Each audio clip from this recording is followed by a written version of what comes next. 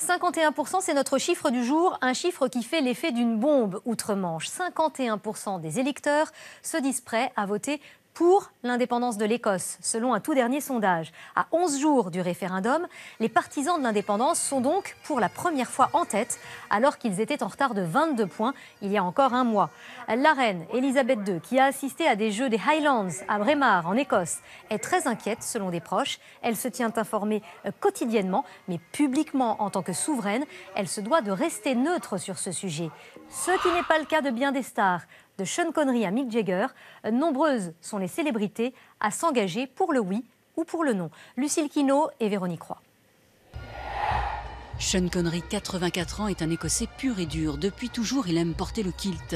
Et sur son avant-bras s'est fait tatouer adolescent un cœur, une épée et ces mots « Scotland Forever », l'Écosse pour toujours. Autant dire que pour l'acteur, aujourd'hui, pas de doute, l'Écosse doit quitter le Royaume-Uni. Il votera donc oui à l'indépendance de son pays. En mars dernier, il expliquait son choix dans un journal britannique. Il va y avoir un intérêt renouvelé pour notre culture et notre politique. Nous donnons une opportunité sans égale de promouvoir notre héritage et notre excellence créative. Aux côtés de Sean Connery, de nombreux artistes comme le réalisateur Ken Loach ou bien encore la chanteuse Amy MacDonald et les groupes de rock de Glasgow, Mogwai et Franz Ferdinand. Ils donneront un concert pour l'indépendance à Édimbourg 4 jours avant le vote. Face au oui, des noms célèbres s'élèvent. Mick Jagger, Ewan McGregor ou bien encore Paul McCartney. Au total, ils sont plus de 200 à avoir signé une lettre ouverte appelant les Écossais à rester membres du Royaume-Uni. La créatrice d'Harry Potter, J.K. Rowling, est allée plus loin. Elle a fait un gros chèque, plus d'1 million d'euros pour financer la campagne contre l'indépendance. La situation économique en Écosse est assez stable.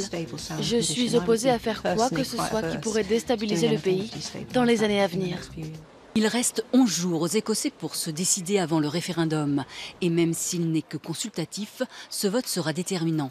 Car le Parlement du Royaume-Uni, seul habilité à rendre son indépendance à l'Écosse, pourra difficilement passer outre le choix du peuple.